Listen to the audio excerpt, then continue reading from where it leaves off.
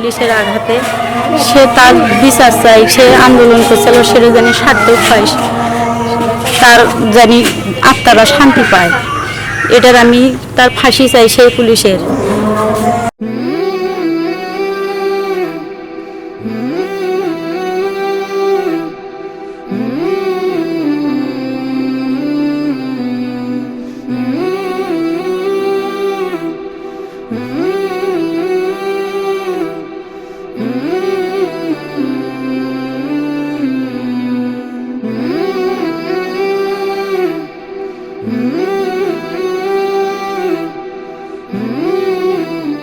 আলহামদুলিল্লাহ, আমরা বাসা থেকে বের হয়ে রাজশাহী শহর অতিক্রম করে আমরা এখন রাজশাহী এয়ারপোর্ট ক্রস করছি। আপনারা ইতিপূর্বে শুনেছেন আমাদের আজকের গন্তব্য আমাদের প্রিয় ভাই শহীদ আবু সাঈদ ভাইয়ের বাসভবন। আমরা তার শোক সন্তপ্ত পরিবারের সাথে দেখা করতে যাচ্ছি এবং আমাদের প্রিয় ভাইয়ের কবর জিয়ারত করে আল্লাহ রাব্বুল আলামিনের কাছে তার মাগফিরাত কামনার উদ্দেশ্যে আমরা রওনা দিয়েছি। আজকের গন্তব্য আমাদের রংপুর।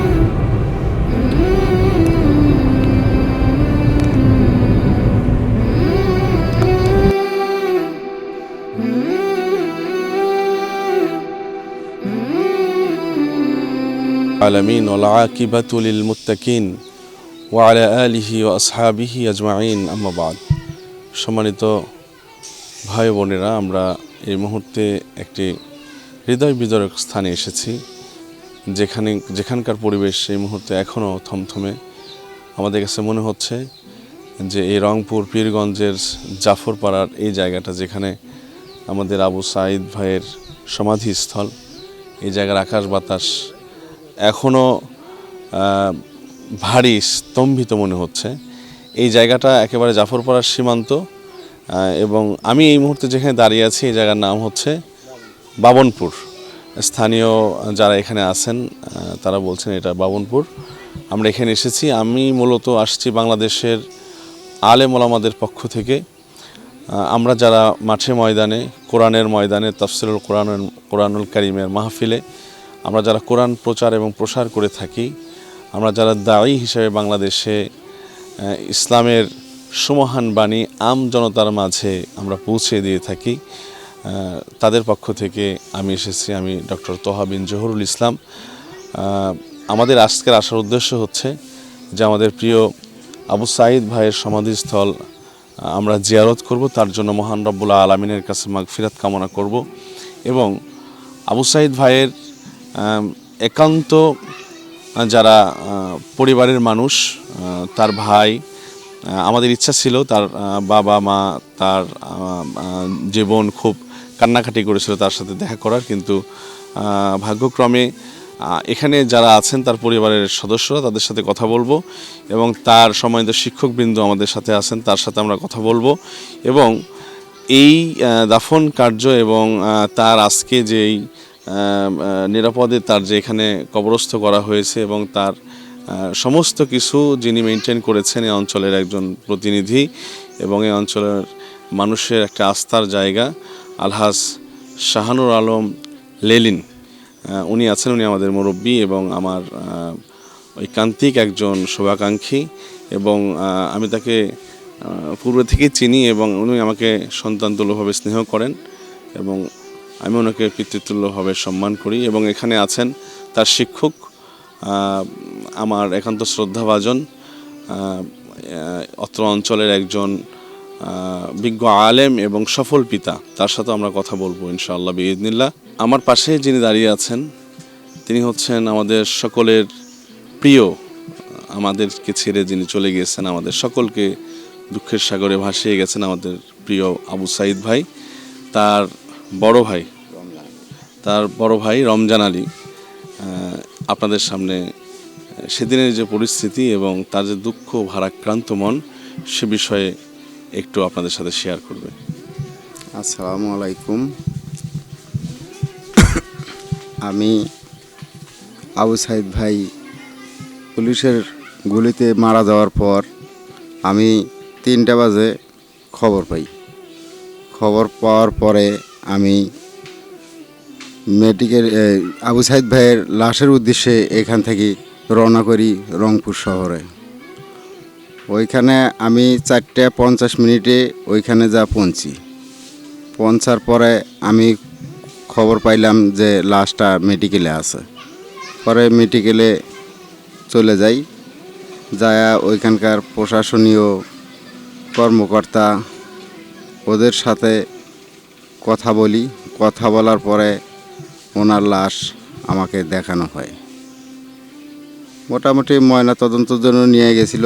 নিয়ে যাওয়ার পরে রাত 12:30টার দিকে লাশ নিয়ে আমরা ওইখান থেকে চলে আসি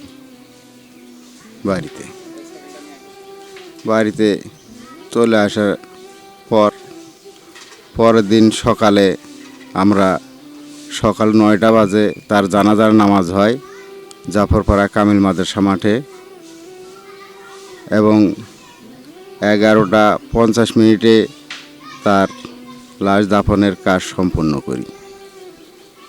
এই হলো আমাদের আবু সাইদ ভাইয়ের লাশ ব্যাপারে বক্তব্য। আমি সর্বক্ষণিকভাবে আমার ভাই আবু সাইদ, উনি পুলিশের আঘাতে গুলিতে মারা গিয়েছেন।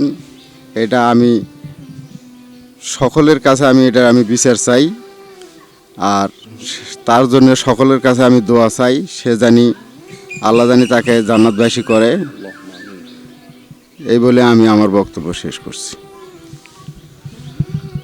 আমরা তার নিজের আপন সহোদরের কাছ থেকে কথা শুনলাম। আসলে দুঃখ ভারাক্রান্ত মন নিয়ে তার এখানে আছেন। ভাই রীতিমতো কান্নাকাটি করছেন। আমরা সকলে দোয়া করি। আসলে সান্ত্বনা দেওয়ার মতো শক্তি আমাদের কাছে নাই। যার চলে যায় সেই বুঝে। আল্লাহ রাব্বুল আলামিন যেন, যিনি জুলুমের শিকার হয়েছেন আমাদের আবু সাইদ ভাই, রাসূল সাল্লাল্লাহু আলাইহি ওয়াসাল্লাম বলেছেন, এটি নাসাই শরীফের হাদিস, যে জুলুমের শিকার হয়ে মারা যায়, নিরস্ত্র মানুষের উপরে যদি কোনো অস্ত্রধারী উপর্যুপরি আঘাত করে তাকে শেষ করে দেয়, তাকে মৃত্যুর দ্বারপ্রান্তে ঠেলে, এটা নির্ঘাত জুলুম। যে এই জুলুম করেছেন আল্লাহ তাআলা অবশ্যই তার বিচার করবেন। আর যে জুলুমের শিকার হয়ে মারা গেছেন, রাসূল সাল্লাল্লাহু আলাইহি ওয়াসাল্লামের হাদিসের ভাষায় সে শহীদ হিসেবে পরিগণিত হবে। আমরা দোয়া করছি আল্লাহ রাব্বুল আলামিন যেন আমাদের আবু সাইদ ভাইকে পূর্ণ শাহাদাতের মর্যাদা দান করেন, আল্লাহুম্মা আমিন। এখানে আরও আছেন, আমি বিনীতভাবে অনুরোধ করব, যিনি তাকে গোসল করিয়েছেন মৃত্যুর পর কবরস্থ করার আগে, যিনি তাকে গোসল করিয়েছেন এবং জানাজা থেকে শুরু করে সেই ক্রান্তিকাল মুহূর্তের শুরু থেকে শেষ পর্যন্ত যিনি রাজ সাক্ষী এবং যিনি সুন্দরভাবে সুনিপুণভাবে প্রশাসনকে সহযোগিতা করে এবং এই সুন্দরভাবে তাকে কবরস্থ করার জন্য যার ভূমিকা সব থেকে বেশি, তিনি আমাদের মাঝে আছেন। আমরা তার কাছ থেকে আমরা শুনবো যে আসলে পুরো ঘটনাটা কেমন ছিল, কোথায় কোথায় আমাদের আবু সাইদ ভাই আঘাত পেয়েছিলেন এবং কি নির্মমভাবে নির্দয়ভাবে আবু সাইদ ভাইকে মারা হয়েছিল। আমরা সে বিষয়টি শুনবো।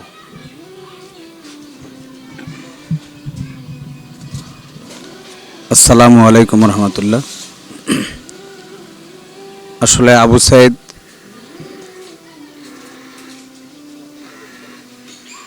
এলাকার একজন খুব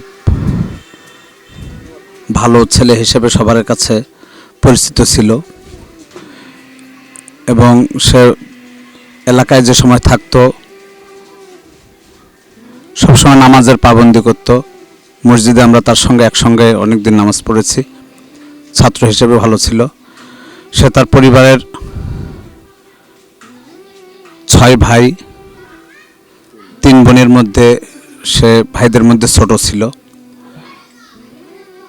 এবং পরিবারটা অত্যন্ত নিডি পরিবার। অর্থাভাবে তার বাবা অন্যান্য সন্তানদেরকে সেভাবে হয়তো পড়াশোনা করাতে পারে নাই। সে তার নিজের মেধায় টিউশন করাইয়ে প্রাইভেট পড়িয়ে আজকে মৃত্যুর আগ পর্যন্ত তার জীবদ্দশা সে এইভাবে দাঁড় করিয়েছিলেন। অত্যন্ত মেধাবী ছাত্র ছিল, যেহেতু সে ইংরেজি ডিপার্টমেন্টের ছাত্র ছিল। তো আসলে আমরা এলাকাবাসী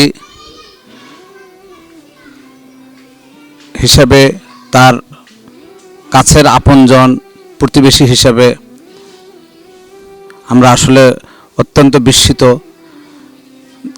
এটা সারা বাংলাদেশের প্রত্যেকটা ছাত্রছাত্রীর এবং গার্জিয়ানদের একটা প্রাণের দাবি ছিল কোটা সংস্কার আন্দোলন।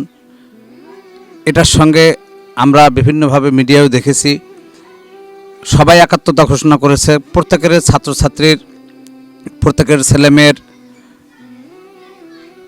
সবাই লেখাপড়া শেষে সবার একটা আশা থাকে যে তার মেধায় ছেলেমেয়েরা একটা কর্মসংস্থানের জন্য কিছু ব্যবস্থা হবে। তো এরকম আশাবাদ বিষয় থেকেই আবু সাইদ সারা দেশের অন্যান্য সব তার ছাত্রছাত্রী ভাইদের মতো সেও এই আন্দোলনে ঝাঁপিয়ে পড়ে।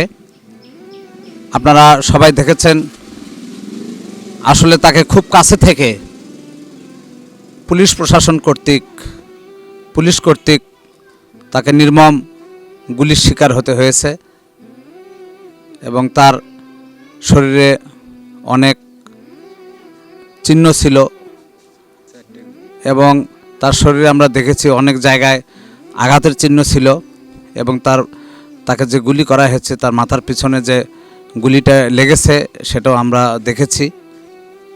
এটা খুব হৃদয় বিদারক একটা বিষয়। এলাকাবাসীর পক্ষ থেকে আমরা এটার তীব্র নিন্দা এবং প্রতিবাদ জানাচ্ছি। আমরা এলাকার শান্তিপ্রিয় মানুষ, এই এলাকায় অত্যন্ত শান্তি শৃঙ্খলা বজায় রেখে কোনো প্রকারের কোনোভাবে কোনো উস্কানিতে কান না দিয়ে আমরা সুন্দরভাবে তার জানাজা এবং তাকে কবরস্থ করার ব্যাপারে অত্র জাফরপাড়ার মানুষ অত্যন্ত ভালো ভূমিকা রেখেছেন। যেহেতু সে মারাই গেছে, নতুন করে এখানে তাকে কেন্দ্রিক কোনো উদ্ভূত পরিস্থিতির সৃষ্টি হোক এটা আমরা কোনোভাবে চাইনি।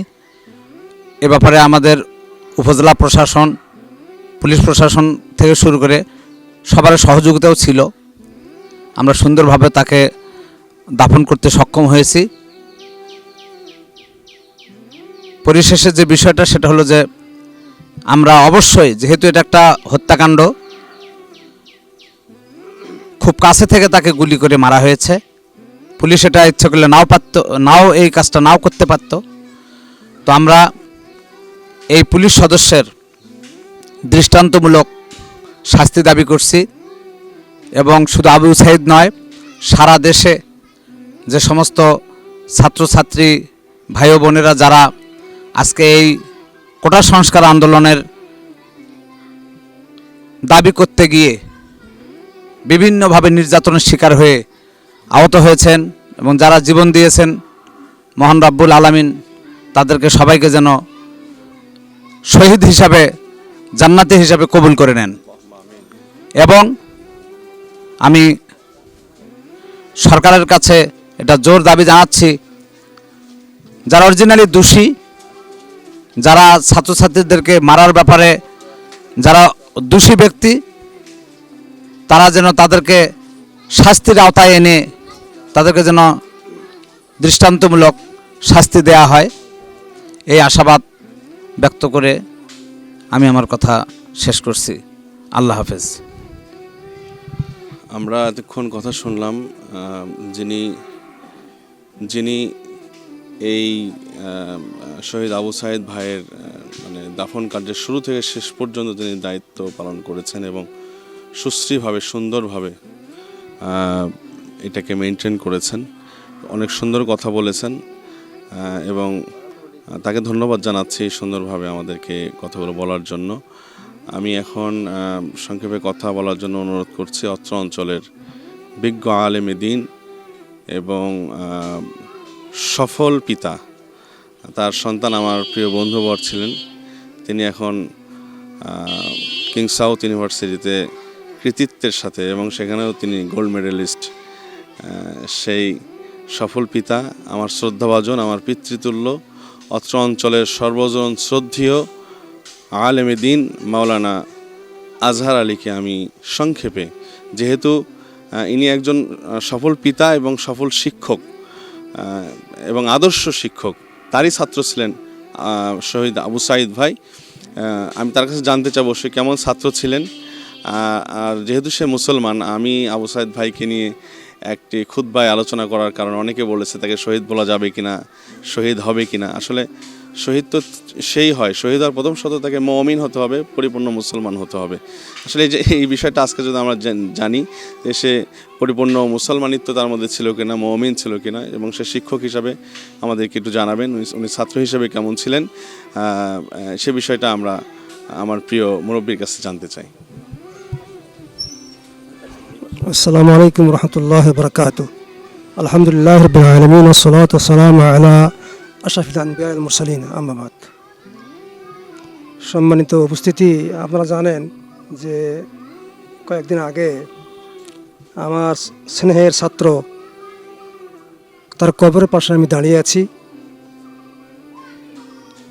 ওই শহীদ হয়ে গেছে। সাধারণত আমি মিডিয়ার সামনে আসি না, আপনারা আমাকে দেখে মনে হচ্ছে যে আমি কিন্তু কোনো প্রস্তুতি নেই। আমার 34 বছর চাকরির জীবন। বর্তমানে এই জাফরপাড়া সরকারি প্রাথমিক বিদ্যালয় থেকে আমি 7 বার শ্রেষ্ঠ হয়ে বিদেশ পর্যন্ত সফর করেছি, আপনারা জানেন। আমার জানা মতে আবু সাঈদের মতো ছাত্র আমি পাইনি। সে 2010 সালে আমার স্কুল থেকে বৃত্তি পেয়ে পাশ করে চলে যায়। তার বড় ভাই আবু হোসেন 2007 সালে আমার একই স্কুল থেকে বৃত্তি পেয়েছিল। এরা সবাই মেধাবী। এদের 4টি সন্তানকে আমি পড়াইছি। আর সবচেয়ে কথা হলো যে পাশেই আমার বাড়ি, এই যে বাড়িটা আমার দেখা যাচ্ছে এখান থেকে কয়েক গজ দূরে। আমি এটা কোনোদিন ধারণা করতে পারিনি যে আমার স্নেহের ছাত্রকে আমাকে কবরস্থ করতে হবে। এটা কি ধরনের, কত মানে কষ্টের হৃদয় বিদারক, আপনারা সবাই বুঝতেছেন। সে ছাত্র হিসেবে যে ভালো ছিল, তার স্টার্টিং যে অবস্থাটা শুরুর থেকে সে ভালো, তা নাহলে প্রাথমিক বৃত্তি সে পাইতো না। সে প্রতিটি নির্দেশ আমার পালন করতো, যেহেতু পাশে আমার বাড়ি। তাকে ফ্রি প্রাইভেট পড়াইছি আমি। এবং সে এত গরিব যে এখানে যে তার বড় ভাই দেখতেছেন চেহারা কত, ভ্যান চালা খায় এখনো। এত গরিব পরিবারের একটা পরীক্ষার ফি পর্যন্ত দিতে পারতো না। আমার ভাষা আসতেছে, আমি কি বলবো। তাকে কিভাবে এভাবে নৃশংসভাবে হত্যা করা হলো আমি বুঝতে পারছি না। আমি যারা বিবেকবান তাদের কাছে প্রশ্ন আমার, তারা এগুলো মিডিয়াতে সব কিছু দেখছেন, তারা বলবেন যে এটা কিভাবে হইল। এটা সঠিকভাবে তার শিক্ষক হিসেবে আমি বিচার চাই। তার ন্যায্য দাবি অনুযায়ী তার জন্য বিচারটা হয়। তার পরিবার যে এত অস্বচ্ছ পরিবার, তার স্বচ্ছতার জন্য সরকার বাহাদুরের কাছে আমার আকুল আবেদন যেন সব সময় নজর রাখেন এবং পরবর্তীতে তার জন্য কোনো সমস্যা না হয়। তার গোটা পরিবার, এই যে 6 ভাই 3 বোন, একটা যৌথ পরিবারের পত্রের ব্যবস্থা যেন করা হয়। তার উপার্জনের কোনো লোক নাই, সবাই অশিক্ষিত। এই ছেলেটা বেঁচে থাকলে, জি, এই যে 60-70 হাজার টাকা সে টিউশনে করতে পাইতো। আমার এক শালকের বাসায় সে পড়াইতো। এইভাবে শত শত আমরা নিজে ঠিক করে দিয়েছি পড়াই। তারা এই টাকাটা কোথায় পাবে এখন? সে এত অস্বচ্ছ এবং সে মেধাবী। একটা প্রশ্ন জাগে, অনেকে বলে, আমি দৃঢ়কণ্ঠে স্পষ্ট ভাষায় বলতে চাই যে সে কোনো সন্ত্রাসী কার্যক্রমের সঙ্গে জড়িত ছিল না। সে একজন নামাজি, স্বচ্ছ পরিচ্ছন্ন, সহি আকিদার ছেলে। তারা বললে আমরা মেনে নেব না। এটা আমি চ্যালেঞ্জ ছড়িয়ে দিলাম যে এই বাবুনপুর জাফরপাড়া গোটা পীরগঞ্জের চেতে যত গ্রাম আছে সবচেয়ে স্বচ্ছ পরিচ্ছন্ন সন্ত্রাসবিহীন একটা এলাকা। কারো যদি কোনো চ্যালেঞ্জ থাকে, আমি জীবিত আছি, আমার সঙ্গে তারা যেন যোগাযোগ করে। আমি চ্যালেঞ্জ দিলাম যে কোনোভাবেই সে সন্ত্রাসী ছিল না এবং আমাদের এলাকা সন্ত্রাসময় এলাকা নয়। সেটা তারা প্রশাসন যারা জানাজায় আসছিলেন, তারা অনেক সময় ভয় করছিলেন যে কী হবে এখানে। আমরা বলছি কিছুই হবে না, আমাদের আজি সাহেব সব দায়িত্ব নিয়েছিলেন। তা আমি মনে করি যে এই যে স্বচ্ছ পরিচ্ছন্ন একটা পরিবার, তাদেরকে সন্ত্রাসী চালিয়ে দেওয়া, এটা যেন না হয়। আর দাড়ি টুপি থাকলেই একজন জঙ্গি হলো, এ কথা আমরা মেনে নেব না কোনো সময়। এটা মেনে নেওয়া যাবে না। আমাদের বিবেকদের যাদের বিবেক তাদের কাছে প্রশ্ন যে কীভাবে দাড়ি টুপি থাকলে তারা সন্ত্রাস হয়, এটা তারা কেন বলে?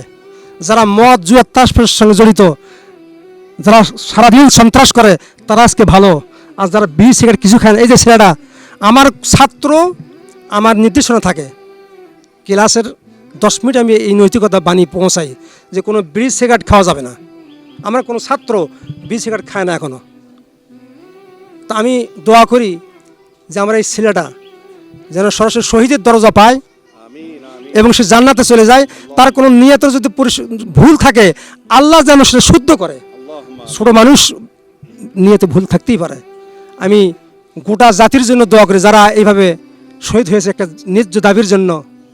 তারা বাতিলের কথা বলা নেই, সংস্কারের কথা বলছে, এটা বুঝতে হবে। তো যেহেতু সত্য কথা তারা বলছে এবং অন্যভাবে যারা ছেলেটাকে এইভাবে মানে করলো, তাদের যেন আল্লাহবাক শুভ বুদ্ধি দেয় অথবা তাদের বিচারের ব্যবস্থা করে। আমি সরকার বাহাদুরের কাছে আকুল আবেদন জানাই যে স্বচ্ছ পরিচ্ছন্ন বিষয়টা স্পষ্ট করলে আপনাদেরই লাভ হবে ভবিষ্যতে। এখানে মানুষের কথা শুনে, কোনো দুই নবীর কথা শুনে কোনো লাভ নাই। সত্য যেটা আপনারা দেখুন, বিচার করে এটা পরিষ্কার করে দেন যে আপনার স্বচ্ছ পরিচ্ছন্ন স্থানে আছেন। আমরা চাই আপনারা সারা বছর সারা জিন্দেগিতে ক্ষমতায় থাকেন।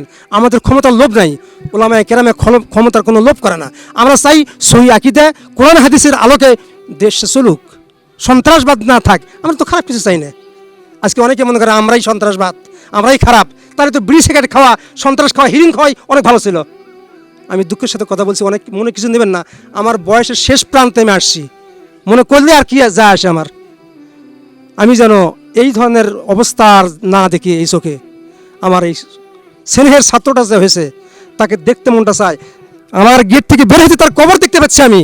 এই দুঃখ আমি কোথায় রাখি? এই এলাকার হাজারো জনতা তার জন্য পাগল হয়ে গেছে। আপনারা এমনি বললে হবে না যে খারাপ ছিল, আমরা মেনে নেব না এটা। আমরা কোনো সময় স্বীকার করবো না যে এই এলাকা সন্ত্রাসবাদের সঙ্গে জড়িত। আল্লাহ পাক সবাইকে বুঝবার তৌফিক দান করুন। এই দেশটাকে আল্লাহ হেফাজত করুন, গোটা জাতিকে হেফাজত করুন। আল্লাহ পাক তৌফিক দান করুন। আমি আমার বক্তব্য শেষ করি। আসসালামু আলাইকুম ওয়া রাহমাতুল্লাহি ওয়া বারাকাতুহু। আলহামদুলিল্লাহ, আমরা সত্যি গর্বিত। আমরা সত্যি আজকে আমরা মনে করছি আজকে এখানে আসাটা সফল। আমি একজন আলেম হিসাবে এখানে এসেছি এবং আমরা একজন বিজ্ঞ আলেম এবং শত আলেমের উস্তাদ এবং একজন বাংলাদেশের রত্নের পিতা, আমি বলতে বাধ্য হচ্ছে আমার প্রিয় বন্ধু তামজিদুর রহমান। উনি এই দেশকে সৌদি সরকারের কাছে উপস্থাপন করেছেন তার মেধা দিয়ে। আলহামদুলিল্লাহ, তারই সুযোগ্য পিতা, আমার পিতৃতুল্য। এই অঞ্চলের সর্বজন শ্রদ্ধেয় মাওলানা আজহার আলী এই মুহূর্তে আপনাদেরকে জানালেন এবং উনি কিন্তু ওনার কথার মতো সুস্পষ্ট করেছিলেন। উনি এই আমাদের আবু সাঈদ ভাই, শহীদ আবু সাঈদ ভাই, উনি ধর্মের ব্যাপারে খুব সিনসিয়ার ছিলেন, 5 ওয়াক্ত নামাজি ছিলেন এবং ইসলামের শরিয়ার সকল বিধিনিষেধ তিনি মেনে চলতেন আমরা শুনলাম। এবং একজন পরিচ্ছন্ন ছিলেন এবং উনি কোনো রাজনীতির সাথে কোনো রাজনীতির সাথে জড়িত ছিলেন না। উনি একটি নৈতিক দাবি করছিলেন সকল ছাত্রদের সাথে ঐকমত পোষণ করে। কিন্তু একজন নরঘাতক যিনি পুলিশের সরকারি পোশাক পরে তাকে গুলি করে হত্যা করেছে। আমরা এখানে যারা আছে সবাই তার বিচার চাই। তার আত্মীয় স্বজন তার শিক্ষক হিসেবে বিচার চেয়েছেন, তার প্রতিবেশী হিসেবে বিচার চেয়েছেন, জনপ্রতিনিধি হিসেবে আমার শ্রদ্ধাভাজন হাজী সাহেব বিচার চেয়েছেন। এখানে সবাই আছেন, আপনারা তো সবাই বিচার চাই। আমি আমার ভাষার বিশ্বাস চাই। এবং এখানে শহীদ আবু সাঈদ ভাইয়ের আপন চাচা এখানে আছে। আবু সাঈদ ভাইয়ের আপন চাচা সংক্ষেপে একটু কথা বলবেন। দুঃখ ভারাক্রান্ত বলবো যে যারা এই আমার ভাষাকে নির্মমভাবে গুলি করে হত্যা করেছে তাদের আমরা বিচার চাই সরকার মহোদয়ের কাছে, এই বলি আমার বক্তব্য শেষ। আমরাও আবু সাঈদ ভাইয়ের পারিবারিক সদস্য এবং পাড়া প্রতিবেশী, শিক্ষক এবং তার হিতাকাঙ্ক্ষীদের মতো সবাই বিচার চেয়েছে। আমরাও তার বিচার চাই। এবং আমি ডক্টর তোহা বিন জহুরুল ইসলাম, আমি একজন দায়ী। আমি আলহামদুলিল্লাহ আপনাদের দোয়ায় বাংলাদেশের বিভিন্ন স্থানে, বাংলাদেশের আনাচে কানাচে আমরা কোরআন এবং হাদিসের কথা বলে থাকি। একজন আলেম হিসাবে, একজন দায়ী হিসাবে আমি ব্যক্তিগতভাবে আবু সাইদ ভাইয়ের পরিবারের পাশে এসে দাঁড়িয়েছি এবং আমি 10,000 টাকা আজকে তাদের হাতে তুলে দেবো ইনশাআল্লাহ। এবং আমার বিশ্বাস আমাদের যারা আলেম সমাজ আছেন, যারা মাঠে ময়দানে কোরআন এবং হাদিসের কথা বলেন, নিজেকে দায়ী হিসাবে আল্লাহর জমিনে প্রতিষ্ঠিত রেখেছেন, ইস্তেকামা আছেন, আপনারা অবশ্যই এগিয়ে আসবেন এবং প্রত্যেক আলেম সমাজ একজন ধর্মপ্রাণ যুবক, স্বচ্ছ ইমেজের, স্বচ্ছ চরিত্রের যুবক শহীদ আবু সাইদ ভাইয়ের পরিবারের পাশে আমরা দাঁড়াবো ইনশাআল্লাহ বিইজনিল্লাহ। দুইটা কথা বলবে আমাদের আবু সাইদ ভাইয়ের সবার বড় ভাই। আপনি বলেন। আসসালামু আলাইকুম। আমার নাম মোহাম্মদ বকুল মিয়া, আবু সাইদ ভাইয়ের বড় ভাই। আমার বড় ভাই আবু সাইদ ভাইয়ের একদিন এই কোটা আন্দোলনের নিছিল চাকরি হবে না, তাই আমার ভাইয়ের তো চাকরি হবো না, আমার তো কোটা নাই। তারা একটা ডাক দিয়েছিল, 2 নম্বর ছাত্র ছিল ভার্সিটির। তো এখন ওই ভার্সিটির 2 নম্বর ছাত্র পরে জনগণ মানে ছাত্র শুদ্ধেই সবাই মিলে একটা মিটিং করছিল। ওই মিটিংয়ের মধ্যে একটা ওই মিটু বড় তাই হলো গলা চিপি ধরে গালে মুখে চটকনা দিছিল। ওই তখন থাকি তার জেদ ধরে গেছে যে আমরা তো নিজ অধিকার চাই, আমরা তো কোনো পার্টি করি না, কোনো সরকারের বিরুদ্ধে না, কোনো কারো বিরুদ্ধে না, আমার নিজ অধিকারের জন্য আমরা নামবো এই মাঠে। আমার জীবন গেলে যাক, আরও 10 ভাইয়ের জন্য। তাই আবু সাইদ ভাই শহীদ হয়েছে। এই শহীদ যাই করছে তার বিচার আমি চাই, ফাঁসি চাই তার। এ পর্যন্ত আমি শেষ করে দিলাম। দুঃখ ভারাক্রান্ত মন নিয়ে মুরব্বী কথা বলতে পারলেন না। উনিও চাই, ওনার কথাটা এটাই ছিল যে মিঠু বড়ুয়া নামে এক ছাত্র নেতা বা ছাত্রলীগের নেতা, যাই হোক রাজনৈতিক নেতা, তাকে তিনি শহীদ হওয়ার আগে তার গলা চিপে ধরে তাকে একটি শারীরিক বা মানসিক নির্যাতন করার চেষ্টা করেছিল। তখন থেকে তার একটা ইয়ে ছিল যে আমি মরি, কিন্তু আমার এই শহীদের শাহাদাতের মাধ্যমে যেন বাংলাদেশের ছাত্র সমাজ তাদের ন্যায্য অধিকার পায়, তার এই প্রচেষ্টা যেন আল্লাহ রাব্বুল আলামিন কবুল করেন এবং সকলের যে আশা সে আশা কবুল করেন। আমরা সকলে মিলে এখন আমাদের প্রিয় আবু সাইদ ভাইয়ের কবর জিয়ারত করব এবং আমরা আমাদের আবু সাইদ ভাইয়ের শাহাদাতের কবুলিয়াত কামনা করব এবং তার মাগফিরাত কামনা করব ইনশাআল্লাহ। আল্লাহুম্মা আমিন। রব্বানা আতিনা ফিদ দুনিয়া হাসানা ওয়া ফিল আখিরাতি হাসানা ওয়া কিনা আযাবান নার। اللهم رب ارحمهما كما ربياني صغيرا وقل رب ارحمهما كما ربياني صغيرا। আল্লাহ তাআলা, আমরা আপনার একজন বান্দার কবরের পাশে দাঁড়িয়ে রব্বুল আলামিন, আমরা কায়মানু বাক্যে আমরা তার হিতাকাঙ্ক্ষী, শুভাকাঙ্ক্ষী, তার প্রতিবেশী, তার শিক্ষক, তার বড় ভাই, ছোট ভাই হয়ে তার কবরের পাশে দাঁড়িয়েছি। মাবুদ, মেহেরবানি করে আমাদের আবু সাঈদ ভাইকে শাহাদাতের মর্যাদা আপনি দান করেন আল্লাহ রব্বুল আলামিন। পৃথিবী থেকে অনেক কষ্ট করেছেন, অসচ্ছলতার সাথে জীবনযাপন করেছেন। রব্বুল আলামিন এই পৃথিবীতে কোনো প্রকার কোনো কিছু ভোগ করে যেতে পারেন নাই।